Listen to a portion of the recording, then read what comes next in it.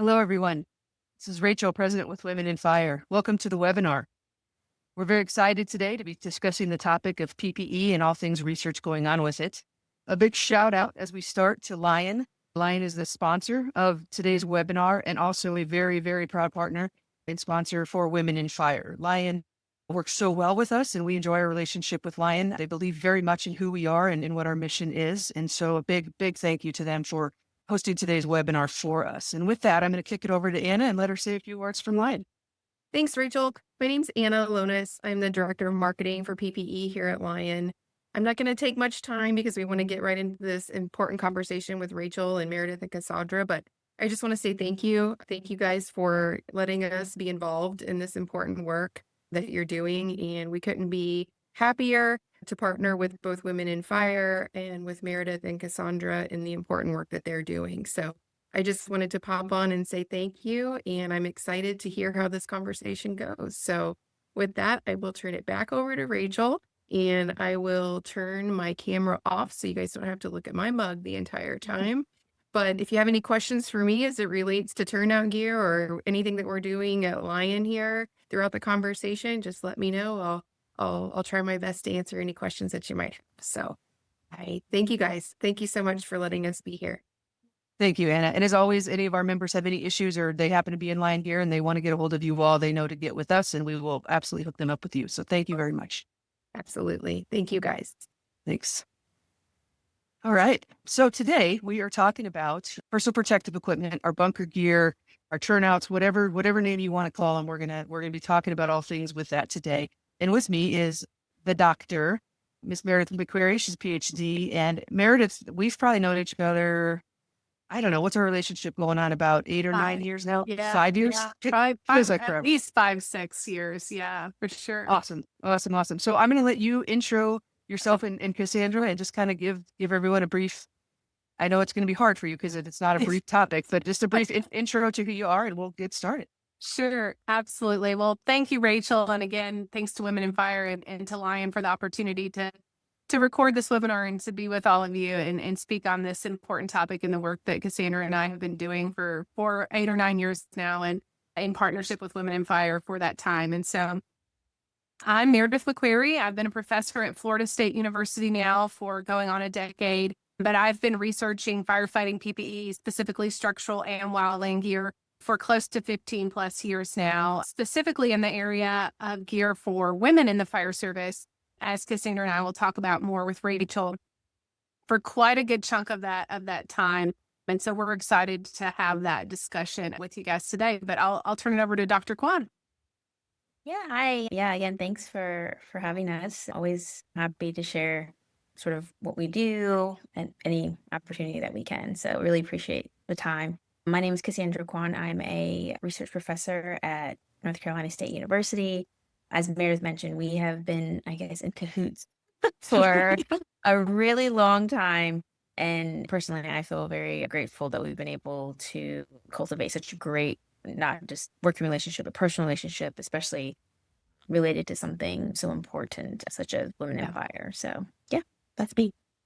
Well, thank you. I'm super excited to have you both here. And for me, one of the big things that I didn't really understand about PPE and even really about the fire service, when you're a firefighter and you get hired and you go through an academy, you're just gung-ho, you love the job, but you almost don't even know that there is a whole team of incredible people out there like you both that are so busy into the science of keeping us safe.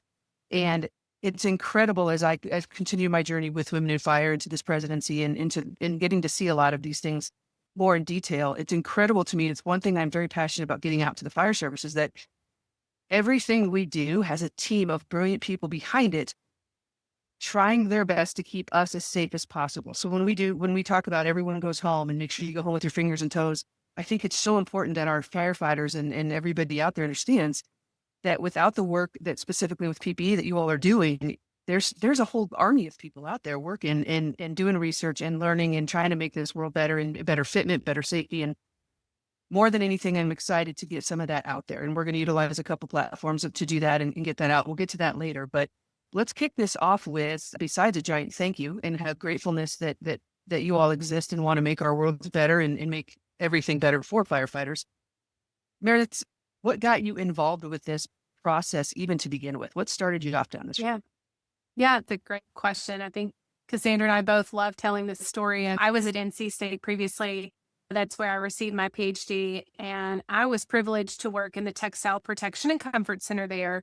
And I was doing research at the time for the entire fire service related to heat stress. And we all worked on a whole plethora of projects, and I happened to have the privilege to share an office with Cassandra, who was a postdoc at the time in the same research center. And it was actually a group of us. There were 4 women at one point, all sharing this office. And we were pretty much the only women in the research center. And we were all working on various projects. And so through our discussion in the shared office, we realized we're all doing these projects across the fire service, but why is it that none of us have ever seen a female firefighter come through? So we started asking those questions. This was pre-2018. This was pre-Me Too movement. This was pre a lot of current priorities. So we didn't get a super receptive response. Just some questions or some little bit of pushback here or there about certain reasons why, from a scientific side, it might be difficult to study that population. And thankfully, where we stand today, we've not just us, but everyone, the industry, the fire service, the manufacturers, just every stakeholder has come together to kind of blow those excuses or limiting factors out of the water. So we just started looking, what's in the literature? Not a lot. And Cassandra can speak to that too. When we say a handful of studies, we truly mean there were a handful of studies. But we saw some concerning statistics. In fact, like a 25+ year trend of women in the fire service have 80% of them report issues with ill-fitting gear. We're not saying that men have it made and their gear fits perfectly. That statistic, though, sits much lower at around 20%. So we know this has been a problem for going on 20+ years.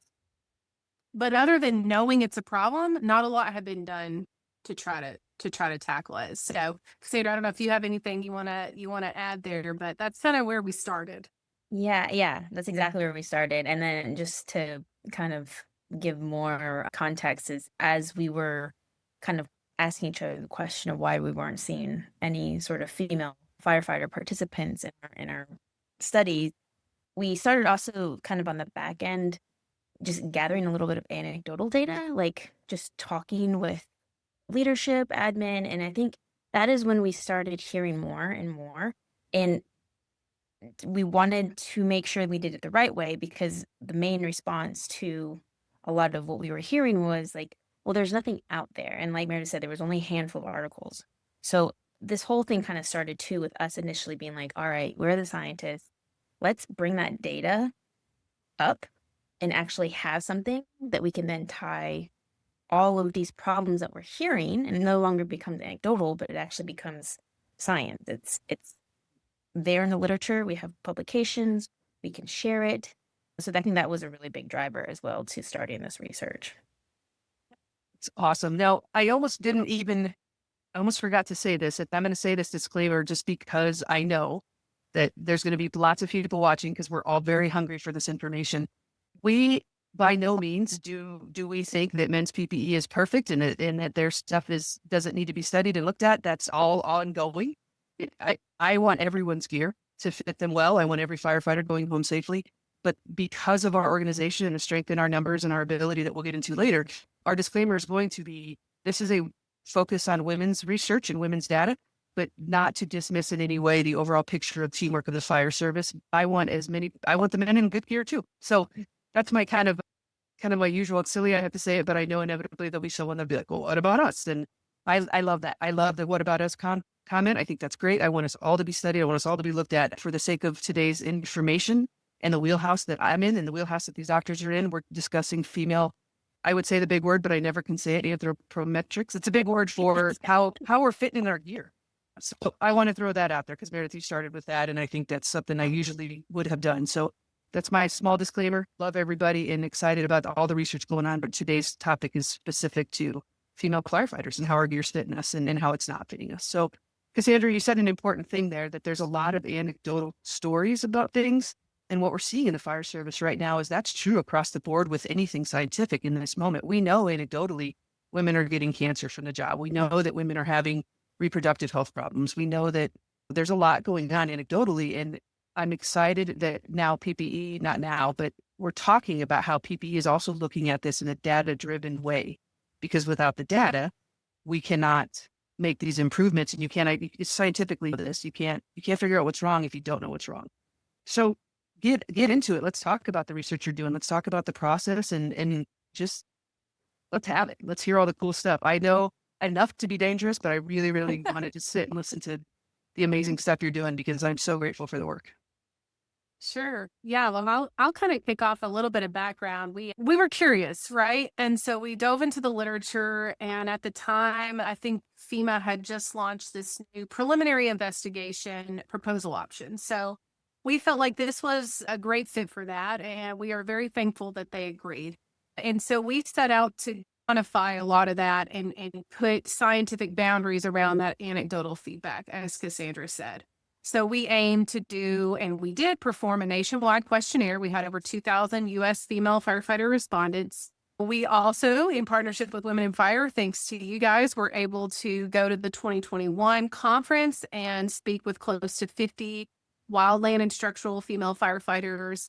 And we learned so much through that, just even raising awareness that there are female PPC and PPE options. And when I say PPC, that's kind of one disclaimer that Cassandra and I want to make is that our work today has been limited to personal protective clothing. We know from anecdotal feedback, we know from those focus groups, we're getting ready to repeat those focus groups coming up at FDIC with Women in Fire. We know there are major issues and many issues with ancillary ensemble elements, whether it be the gloves or the boots. I would say that's across the board, regardless of gender or sex, is that those items are just harder to fit a hand sometimes. And so our work that we'll talk about today is limited to the turnout coat and pants or the wildland shirt and pants. And so that feedback, we were able to really look and see, okay, wow. For one, it was confirming of that focus. So we found that 21% of structural female firefighters were intentionally leaving off a portion of their gear because it did not fit well. That was a surprising statistic. And further was we drilled down and asked, well, what are you leaving off? I was hoping it was the glove, but the number one and number two items left off because they didn't fit was either the turnout coat or wildland shirt or turnout pants or wildland pants. So their primary PPE or PPC, which unfortunately confirmed our focus for that. And then I'll let Cassandra talk about the body scanning that we also launched at Women in Fire, which established the first database of female firefighter body measurements or anthropometrics, which is crazy to think that it was 2021 and no one had ever thought, well, or really even had the means, not that it hadn't been thought of. I think the need had been there for many years. In fact, we talked with multiple manufacturers and they're like, we need the data. There is no data. And we just happened to come along at the right time where there was also some new tech, some new apps that enabled us to do that. But we're thankful that FEMA saw the value in that and actually asked us to scope that out in that initial project. So Cassandra, I don't know if you want to talk about the body scanning that we launched. Yeah. And just sort of to add to the story, and I hope Meredith, you don't mind me saying this, but actually the first time we submitted, we did not get the grant. Yeah. And that was a little bit of a bummer for both of us because we wanted so much to do this work. But a lot of the feedback, surprisingly, was that they wanted us to do more.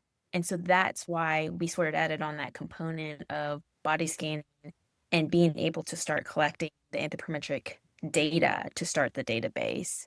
And like Meredith said, it was right timing where we were able to align with some good partners in technology for the 3D body scanning. And it really enabled us when we went to Spokane to set up shop and just get as many bodies through as we could, because we also knew from our survey results that we had 39% of the female firefighter population wearing both turnout and wild gear, which is a huge number. So it was even more important for us to make sure, okay, we need to get as many female firefighters as we can. Yeah. And so that was really what I think what spearheaded the whole effort. And it was a really good experience because I think everybody, it was extremely enthusiastic. Everybody wanted to participate.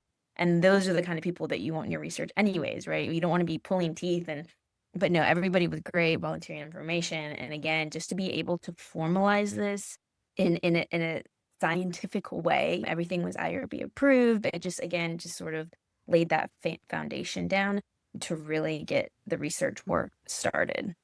Yeah, it was a no-brainer for us to want to be part of this with you all. One, because that's very much what we see in our mission and our vision is to do what we can to make sure that women out there are successful in their fighter careers. But two, it was perfect because you all were able to bridge that gap between the women firefighters out there who were desperate. We're desperate to get gear that's fitting for us and that works for us, and so that we don't have to fight another battle in our every day-to-day life, but to put you all and ourselves as firefighters in the room together, just to be able to bridge that and just go, cool, we have the peanut butter you need and you're the jelly, and let's make it happen. And I think that's awesome. I love the fact that we could collaborate and that it's just a perfect fit because the excitement on your end is the exact same as the excitement on the end user's end, on our women out there in the station and putting this gear on. And that's why you saw that enthusiasm. And I'm so excited that you all found a way to quantify and qualify those things so that we can move forward, because without the data, we cannot be successful. And so for those gals that came in and have participated in numerous conferences since, we've been doing body scans. And so if anyone's at any of our conferences, I would say if we're there, generally, you all are going to be there. And if you haven't done a body scan, even if you have, do another one. Things change. We age, we change. So let's talk about how women firefighters out here, anyone listening to this, can participate with you all if they cannot get to a conference. How can we make sure that they're giving their input and letting their body scans happen? Yeah, that's a great question. I've got a resource here that I'll pull up in just a second and share. In fact, I'll just go ahead and do that now while we kind of talk through it. Awesome. Hopefully you're seeing the right screen here. So our study is ongoing. What we just shared with you was kind of like phase 1, and we're very thankful that as of 2023, we entered phase 2, or follow-on full-scale 3-year project that wraps up at the end of this year. And so part of that, we've launched nationwide data collection. And what Cassandra and I were referring to when we say the technology was there is that the female firefighter population, like many other male-dominated occupations, is unique in the sense that we're also geographically spread, right? So we're trying to reach a geographically spread population. We need hundreds, if not thousands, of female firefighters. There's close to 90,000 female firefighters in the U.S. We would like to have 5,000 of those in this database, because that is only going to serve to improve the fit even better, right? The larger the sample size, the larger the power, the more representative it is of the population. So for us, we took our standardized protocol that we've been doing at Women in Fire and at fire departments over the last 5 years, and we put it in what we believe to be pretty straightforward, simple instructions. So that's what this QR code will take you to. It will take you to a PDF. Slide 1 will walk you through. In fact, I'll put that up now. And I'm not going to go through it in too much detail, but just to kind of sort of break down the barrier of getting started here. So first thing is click the link and give your informed consent if you'd like to participate. Then come back here and just simply follow these instructions. So basically you need some tight-fitting garments and your cell phone. That's really it.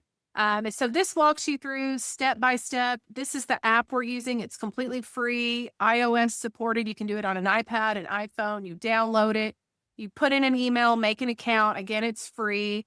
That's really the bulk of it. It takes more time to set up the app. If you have a scale or your height, put it in.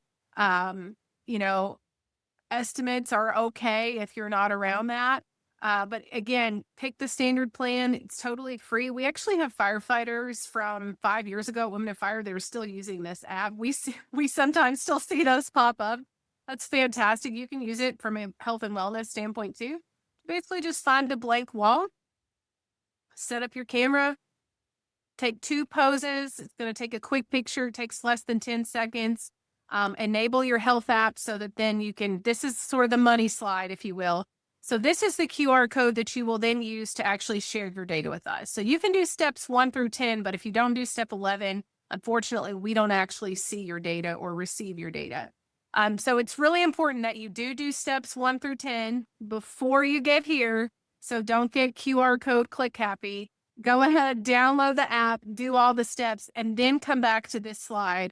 Scan this QR code. It's going to prompt you to share your scan with us, myself as the PI of the study there. And that's it. This is optional if you want to take a reference photo. This is actually Women in Fire 2021. We're still using the same email. The only time we use these photos is if, for example, there was a wonky scan, or we might go back and check. So that's really it. It's very simple, straightforward. But if you have any questions, our contact information is throughout those PDFs. We have some great resources as well that we'll link to on our webpage, and we're always here to answer questions. We have a fantastic team of postdocs and graduate students. We want your scans. We want your data. So don't hesitate. You're never bothering us in any way. We're happy to walk you through, because sometimes technology is great and sometimes it's a little confusing, and we're happy to help work out those wrinkles or anything like that. But that's one of the primary ways that even if you're not in Tallahassee or you're not in Raleigh, female firefighters from across the U.S., as long as you're currently active duty, you're not retired, for example, please feel free to participate. Yeah. That's And again, awesome. just to echo the sentiments, if anybody has any questions or runs into any issues, please email us. I like to think we're very responsive, Meredith and I. We usually try to answer within the 24 hours. So again, please no hesitation if there are any concerns there. I love that you took something so important and made it as easy as possible for me in my own house, hundreds and thousands of miles away, to get you the data. And as I personally do believe that as female firefighters, we're obligated to be part of this research. We have an underlying duty to make the world better, if nothing else, for those behind us. But I love everything about it. And I think you guys are doing a great job with that app. And I got measured at the 2021 conference, and I was like, oh, this will be weird. So tell us real quick, because when we talk about your body scans, what is it you're looking for? And what do you, when you get those body scans, just, I don't want to say dumb it down, because we're all pretty smart as well, but give us kind of a firefighter version of what you're doing with those body scans, and what are you looking for, and what are you finding? Yeah, it's a great question. So Cassandra can touch on this too. We've done a lot with that data. The number one thing that we are doing in this study right now is we are making women's structural and wildland firefighting prototype garments. So turnout coat and pants, as well as some wildland shirt and pants, that our knowledge is one of the first sets of prototypes that uses this database, our database of female firefighter anthropometrics. So as part of our first study, we actually did focus groups with manufacturers as well. And that was what we heard from so many manufacturers that were already leading, like Lion, that were leading the charge in developing women's PPE. But they were having to assume that women in the fire service were the same proportionally and anthropometrically as women in the general population. And we actually published a paper last year that demonstrates you're not. Similar to military populations, you're a more physically fit population. You tend to be taller, longer, a little bit wider circumferentially in the lower torso, which makes sense. And so that type of data fuels and justifies the continued research to design for the female firefighter specifically. So we're taking the first stab at it. It's not going to be perfect, but we are certainly, Cassandra, I don't know if you want to talk about the WARE trials we did last year, the one we have coming up, because we've been able to do those at NC State where we have a larger local population. It's been fantastic. Yeah. And with this phase of our research, a big objective, again, just to make sure that we are transparent and showing the science behind everything, was really to compare how a female firefighter performs in a quote unquote a male turnout suit versus a female turnout suit. And so that was intentional, because we know through our focus groups that, one, not all female firefighters know that there's turnout suits geared towards the female form. So that's a sort of a lesson that we're like, hey, it exists, just FYI. But two, we've noticed, and we talked with that, a lot of them, even if they have a female set, they still have a second set that's a male. So it's not even like they'll have two female cuts. There'll be one male and one female. So regardless, they're having to wear a male turnout suit. So with our WARE trials that we developed for this research project, we were really trying to show, hey, this is sort of what happens when a female wears a male versus when they don a female turnout suit. So again, like Meredith said, we did sort of a fit function analysis of that and use that as our baseline. And now for sort of our end of phase for this second project, we are doing another wear trial where we are taking our female prototypes that we've developed and using to compare again against the male turnout suit. And again, using the data to show, hopefully, we don't know, it's right. I can't concretely say that this is going to be happening, but just to show that there is a difference in the preference, but then also through some of the more like scientific, like for instance, like Meredith's doing a study too, where she's using goniometers to actually measure range of motion in the suits as well. But again, to show that performances are going to differ between those two suits with the same individual. So I don't know.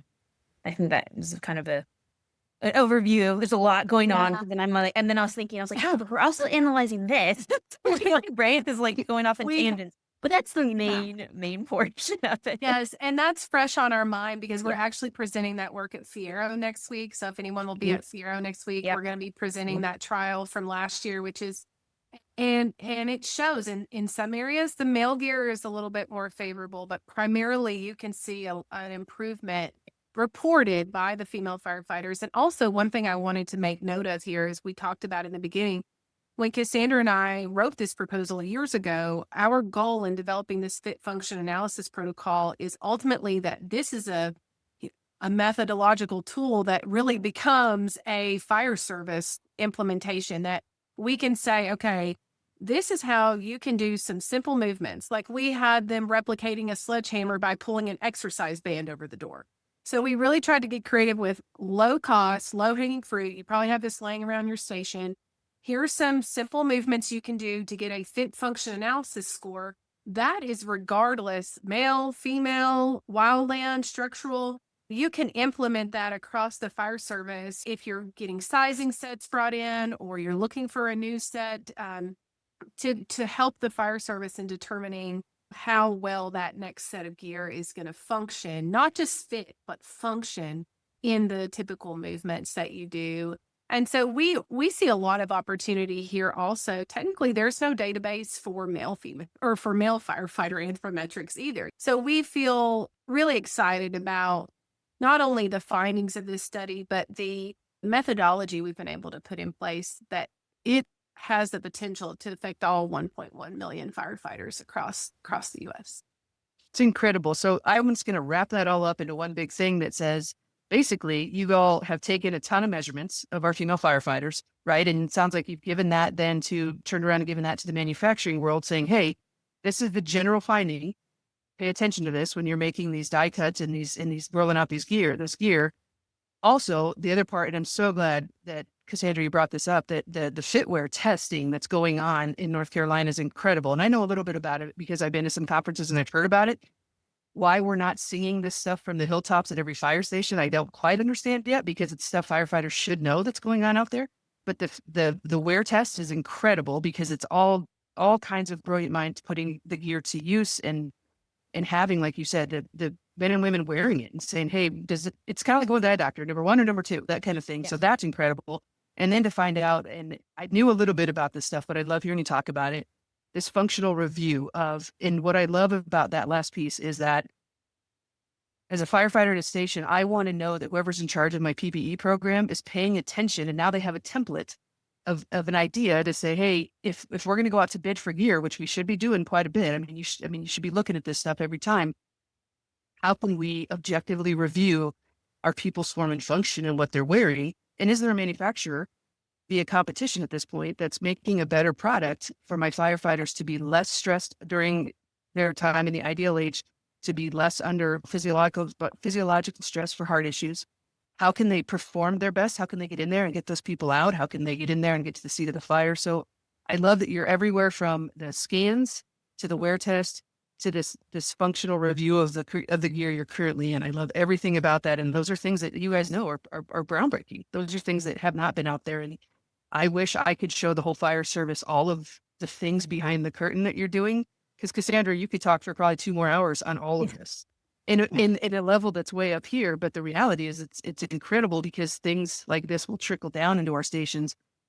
And you all and us at Women in Fire are working so hard to, and so are the manufacturers, to basically go, okay, this is on us to pay attention to the data. And again, without the data that we are giving, we can't then in return get this kind of functional gear back. So I hope that's a pretty good summation of measure, wear, test it, and then functional review. I mean, that's incredible. You summed it up perfectly. Incredible. So let's talk about, I'm very excited to have a relationship with you all because PPE has always been something for me, even as an average sized, I always joke and say I'm an average sized male, even though I'm a girl, but you're right, we are bigger. And it's always been important for me because I have been lucky enough to, for the most part, as far as I knew, I fit into my gear until I put on a pair that was a set of turnouts that were designed for me. And I went, oh my gosh, I thought I was fitting right. And this is not the correct fit. So to open our eyes to that, but I think every female firefighter and every firefighter out there should know what proper fitting gear feels like. And so to be partnered with you all is a no-brainer because you put the science to what we already do every day. And I love that. So I always will encourage our women and our members and women, whether you're a member or not, to get involved in these studies and these types of things because we want better fitting gear, but we need to be connected with you all as scientists, not necessarily the manufacturers. It's great to connect with the manufacturers, but we're all going to look at you all. We're all going to say, the manufacturers go, well, what's the data? And we're all going to go, well, what do you need? So because of that, we're going to be doing another focus group at FDIC with you all. We try to do as many as we can in places that we're together at to try to keep funding and costs low because it is a research grant. And I wish it was funded by millionaires, but it's not. So we're going to be on Monday, April 20th. If you're coming out to Women in Fire or FDIC and you're going to be there, I would hope you can get in a little bit early and come to the focus group. You're going to see Meredith and her team and Cassandra and the team out there doing body scans and going through focus groups. You all have a whole thing lined out of what you want to see and get some info on. Talk a little bit about what you want to do during those focus groups. Absolutely. So we're super thankful for the partnership again and this continued relationship that we've had for quite a long time with Women in Fire. It enables us to work. For me, it has always been a joy to do the work I do for the fire service, to serve those who serve others. And so it's just been an amazing partnership because it enables us to immediately interface with the female firefighters. And so we are looking for focus group participants to come chat with us for about an hour. There'll be 6 to 10 of us sitting around a table, myself in one room, Cassandra in another. Our postdocs will be there helping us record it. So it will be recorded. We'll have a simple IRB consent form if you want to participate. Different from the last time we did focus groups with Women in Fire is that instead of saying, I appreciate that story about your SCBA, but can I steer you back to your turnout suit specifically? There are no limits here. So we actually want to hear about the PPE this time. That is one of the areas where we are hoping to go next. Is no one has really looked at boots for women, gloves for women, helmets, hoods, SCBAs for women through this level of scientific research. So that's what we invite you to come and talk to us about. What are the specific cases and scenarios and situations? How does it potentially hinder your movement or the work you do? We heard so many of those stories in our last focus groups, so we know that they're there. Now we have the funding behind us and the time and availability to actually quantify and track those through these focus groups. And then also our postdocs will be out and about, and we have some space where if you haven't body scanned with us previously, we'd love to have you come by. If you don't remember, we'll check and let you know. We'll get you scanned again.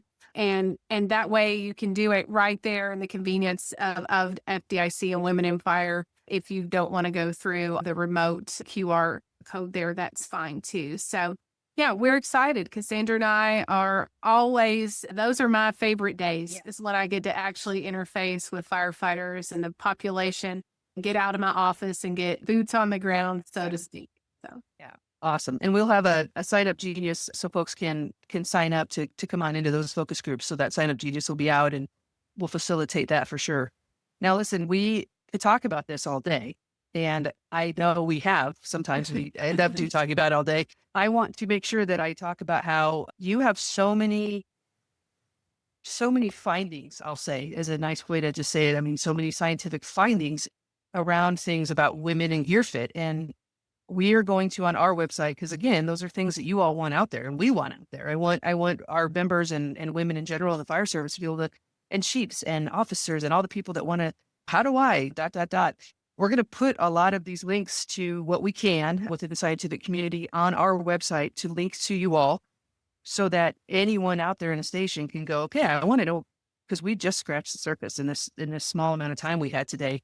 If there's anything that we're going to basically leave it to you all to tell us what you want to link to, but I know you have a lot of really good things out there that are tangible. People can sit and read and look at and almost in an infographic kind of way as well. And you have that correct around structural PPE as well as wildland PPE. Talk a little bit about what you would like these people to come, all of our people to come just take a look at and things you want to get out there. Yeah, that's great. So I know we have a couple highlighted on the Women in Fire website. We're working to get even more of those. Some of them are behind academic or scientific journal paywalls, but please reach out to us. If you reach out to Cassandra or I directly, we can share our author copies with you without violating any journal copyrights. And that is our goal, is not to gatekeep any information. So if you come across an article of ours or you see it on the Women in Fire website and you're not able to access it, or even if you are, but you just need a breakdown of like, what does this really mean? What's the takeaway here? Please reach out to us. We're going to work on developing some FAQs for the Women in Fire webpage too. We just did a presentation up in Washington State earlier this year and got some fantastic emails. So email us. We get a lot of emails from fire service leadership. I have so many PPE chiefs and things that come to us, and we are happy to help as much as we can. So we are definitely open. Please don't hesitate to reach out to us. Our goal, again, is that this would create real change and have real translational impact into the fire service. So some of what you'll see out there is like the general population comparison paper. There's great review papers. That was Cassandra and I's first paper years ago. That's a great place to start. We did one on exposure, so particulate exposure a couple of years ago. That's an area we're continuing down. But we've also taken a hard look at the NFPA standards and have worked with the NFPA task groups for both what is now 1950 and 1970. In fact, in the latest 1950 version, you will finally see sizing requirements for women's upper bodies. So we have gotten the acknowledgement that women have upper torsos into the standards now, which we're very excited about. Don't judge us on what those measurements are, but they're there. Okay. So one step at a time. Yeah, baby steps here. Yes. And that's really from my entire experience researching PPE in the fire service, it's about incremental change, right? It takes time to implement change. We have to do it safely, number one. Mm-hmm. And we have to think about, Cassandra and I, that's our entire perspective or framework, is that it's functional design. And when you change one thing, regardless of whether you intended to or not, you probably also affected 2 or 3 others. And so we always proceed with caution. We want to get this out in a timely fashion, but in a responsible fashion. So we're very pleased with the changes that we've seen to those standards. And we have continued plans to take the work we've done. We have a couple papers on the wildland. We have one forthcoming on the structural. Any information or questions you have about the technology we've used as well, we've vetted and validated all of that also. So we've really tried to cross our T's and dot our I's as we've gone along here to answer any of those types of questions. But yes, we will put it all out there and come to us with any questions that you have. You all are presenting at Fiero at the conference, which is basically a PPE summit. Do you have any thoughts on whether or not your presentation and that data, is that something we could link it back into and get that out for those that are unable to? I'll be there sitting in the audience, bright-eyed, bushy-tailed, but for people that want to see that presentation that couldn't get to Fiero, is there any way we could share that? I'll have to look into that. I don't know. Every conference has different copyright or sharing, and so I'll check. I can check with the president of Fiero to see if we're able to link some of that. That would be fantastic. We haven't published it yet. That will be forthcoming. Academia, we're slow. We do research and that takes a year, and then, it takes a year to write it up and it takes a year to publish it. But we want to get that out there as quickly as possible. That would be something also too, where if you want to message us or email us, or we can share that privately if there is a barrier to sharing it publicly on the website. But that's a great idea, Rachel. And we will definitely, I will make a note to check and see. And sometimes FIRO actually will publish those proceedings. So Perfect. And we can link to them. I'm sorry to put you on the spot with that. nope, that's Yeah. a great question. So I'm excited that all of this work that you're doing, I would say, I guess I ask you, do you feel like this is going to turn the ship a little bit as far as the PPE manufacturers across the globe? Do you feel like they're listening and they're paying attention and they want this information? Definitely. I I'll think let so. Cassandra Yeah. talk about this too, but I would say since we began this work in 2017 was when we wrote the first proposal and did the focus groups, and we've always invited any manufacturer, structural or wildland, that wants to be a part of this work to engage with us, and we have. And I was doing a few calculations the other day, and we have gone from about a 10 to 15%. What I would say was the amount of manufacturers offering not wildland, but offering women's gear. I would say that number's close to 90%, if not higher now. So we've seen a huge change, which we're so thankful for, that you don't just have to be with one manufacturer or another manufacturer. That it seems like across the industry, across the fire service, this messaging is getting out, which really, truly is thanks to women in the fire service advocating for themselves. So that's one of our biggest messages, is to raise awareness that, hey, there's gear out there for you. There's options. You might actually prefer the male cut gear. There are a lot of male firefighters that actually prefer the female cut gear. But there's options out there for you. Explore those options. Just advocate for yourself to your leadership. Leadership, be aware and advocate when they're putting out those bids for PPE. And that way you have a little bit more of a choice in trying those on and making sure that you're getting the best fit. Yeah. I love it. I'm sorry, Cassandra, please go ahead. No, I was just going to kind of add to what Meredith said, and it's been really encouraging seeing the change, because again, I mean, we never expected it to happen overnight, and it has been several years and years and years, but it's like little things like getting emails from male leadership from a fire station who's like, hey, I want to make sure that my 5 female firefighters actually have something. What do you do? Like those little things. I'm like, oh, that there's little impacts right there. So we're not expecting everybody to do everything all at once. And then that certainly wouldn't happen. But the fact that we are those emails that we get, those questions, especially when it comes from like, I feel like male leadership, it's looking out there, is it for me, I'm like, oh, okay. Like their voices, people are either speaking up or they're actually taking the time to learn and then inquire, which I think is really important. Great leadership, isn't it? To see Yeah. a chief officer understand that their entire team can be made up of different genders, different skill sets, all the things, and to make sure you outfit your teams appropriately. That's just the leadership that the fire service is headed for, and I'm so grateful to see it. And without the data and the work that you all are doing, I don't think they would have ever been understanding that that's a thing, right? Because they wouldn't have known. And so I'm so grateful that you all just sat that day and said, why aren't there any women? And that all kind of sparked from that. I think that's great. Yeah. So we're going to make sure we get all this stuff out as much as we can. We're going to make sure that I'm going to keep pushing that women participate often. I mean, obviously you don't want someone submitting 7 times a year, those kinds of things, but there's plenty of us out there, plenty of gals out there that haven't participated. So I'm going to continue to preach that out there, because I very much believe in the advocacy of self-advocating. But I think I'm just going to end with this final question for you both. What do you see the future of PPC being? Great question. Sandra, you want to go first? You want me to take that one? I'm fine to go first. I know. I was going to have a very non-serious answer and say, oh, pink turnout seats. That's where we're going, right? I look terrible in pink. I don't know. Yeah. Believe it or not. No. Yeah, believe it or not, we actually did get that question in Europe. If we thought that making the suits pink would help. So, But some people would like that. I don't know. But it was a just pure fun. intention Yes. question. But we have seen and heard a lot of things.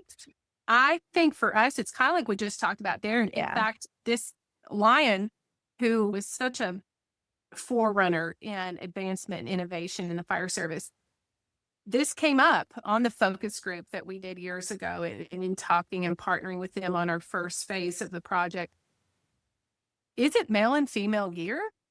Or is it proportional body shaped gear? Or how do we define that? I think if we can find a way to, there's different anthropometric forms. You think about how we've been marketed in consumer apparel. Are you a pear shape, an apple shape, an hourglass shape? Coming up with something that doesn't have a stereotypical connotation of sex or gender or those types of things. I think that's the future. I think the future is, regardless of what it says on the tag or the barcode or what you were told this gear was made to fit who, here are options for you, and let's select the best option for you to perform your job like you talked about, Rachel, that you can move well, that you're not experiencing heat stress or heat strain, that you're protected from particulates and exposure long term. All of those things we think about in functional design for protecting firefighters. How can we ensure, because fit affects every single one of those, how can we ensure that we have the proper fit for every single member of the fire service, regardless of gender, sex, ethnicity, all of those factors, which impact anthropometrics, right? And so that's what I would love to see. It would take people far smarter than me to come alongside and to help solve that problem. But that's where Cassandra and I always say, this is our retirement plan. I mean, there's so much work to be done in this area. We're not leaving it anytime soon. That would be a very fulfilling outcome to see that type of change in how we fit firefighters. I think it's cool though that if we can start by acknowledging that the women exist in the fire service and that we deserve appropriate fitting gear as well. I think by starting there is a fantastic starting point. And I 1,000% agree that if we can get to a point, because we see that a lot, even in our social media and in our marketing, some women don't want to be in women specific gear. They just want gear that fits. Like there's a whole range of emotion around all of this. There's some people that are like, yes, I'm so grateful. I want this. There's other women that are like, I just want to be here and do my job. And so I love that idea, and I agree wholeheartedly. If women being acknowledged in the fire service and fitting us well is the tip of the spear to every firefighter having appropriately scientifically fitted gear, we'll take that burden all day long. We'll shoulder that, and you're welcome, I guess. Yes. That's what to say. I mean, I'm in. I think that's great because I want everyone I sit in that rig with to know that they are outfitted as appropriately as possible so they can go in there and do every job that we're going to be asked to do on that fire ground appropriately, safely, and we're all going to come home. And so we're happy to shoulder that burden in the fire service. And if it means starting with acknowledging this piece of it, and then eventually one day, because again, call it what you want, but it's the bottom line is we're moving better, we're fitted better, and we're able to do our jobs better. And is there any better thing in the world than that? So yeah. And I think another thing that Meredith and I really want is that we've been saying it, but just to emphasize, we want it to fit everybody. Because right now, from a scientific standpoint, we're like, oh, well, we're able to get like 95% of the people, but really we want 100. And we know that there are outliers on both ends of the spectrum, and we want to have options for them too. And I think that's another thing where it's like, right now we're in the midst of like, okay, how can we optimize what's existing and making it better? But we very much acknowledge that not everybody fits in that 95% confidence interval. And we see you, and we're trying to get to that 100% the best that we can. So that's another like sort of, I think, future goal. How do we get there? Make sure we can do it in a way that makes sense for all stakeholders. And I love it. Because I don't think any of us really knew what properly fitting gear was until a lot of this stuff came along. Dudes didn't know. I mean, women knew because we just naturally knew, but I think a lot of our counterparts don't even know. So, well, I'm grateful again. I can't say it enough. I'm so grateful for you two and for your team and for the work you're doing and with all the collaborators. I know there's an entire scientific community that you all work with. You just happen to be the faces on here today, but grateful for all of you. And I'm so thankful that all the years of schooling and training you've done, and you thought, I want to make firefighting a better place to be. So I'm grateful for that. Again, I'm grateful to Lion for their sponsorship of today's webinar and for their support of Women in Fire. They truly believe in what we're doing and what you all are doing, and that's pretty evident, and I'm grateful for that. We hope to see as many people as possible at FDIC at the focus groups, and I'm looking forward to hopefully seeing you both in Austin at our international conference. Another great opportunity to get the scientists and the firefighters together for a really good chit chat. yeah, so I will continue on my own personal mission to push out the surveys and the body scans and the remoteness of, hey, sit at home and get these things done. And I can't say thank you enough for everything you're doing, and keep up that fantastic work. Thanks, Rachel. Thanks, Rachel. Thanks to Women in Fire, and thanks to Lion so much. We appreciate the opportunity.